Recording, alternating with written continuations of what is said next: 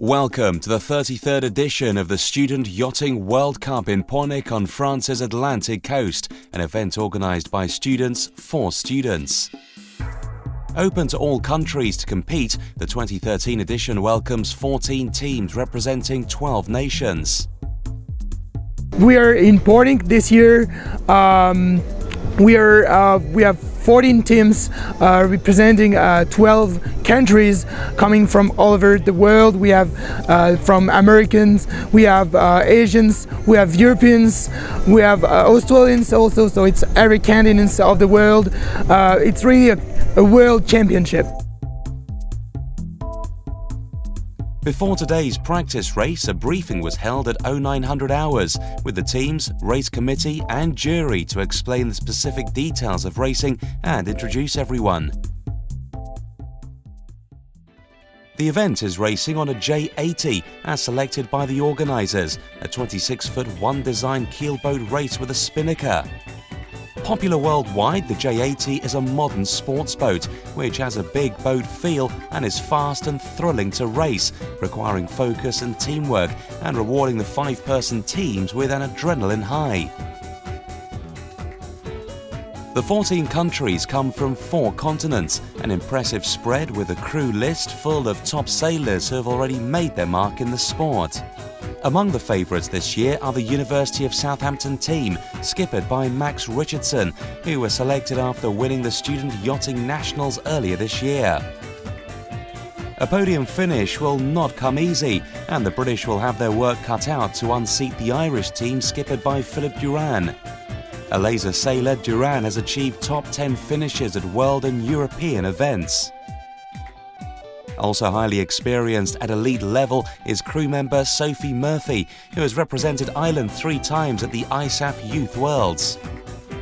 There are also many teams from outside of Europe, including the USA, China and Japan, who are all fielding highly experienced crew lineups. Ahead of Monday's racing, today was all about the practice race, giving teams the chance to familiarise themselves with the J80s.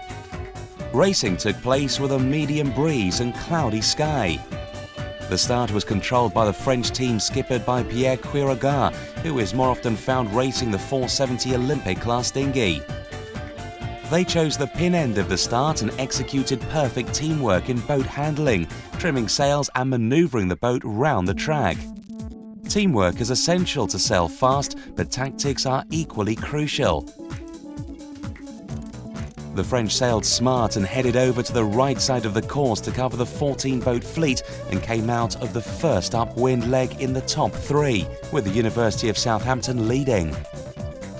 The teams pushed each other to the end, with boats showing excellent speed. But the British could not be caught despite the French sailing right up behind them in the downwind leg to steal their win. As is often customary in practice races, the British and French, along with 5 other teams, chose not to cross the finish line, so the practice race victory went to the USA team, with Belgium in 2nd and Norway in 3rd. This year it's a completely new team.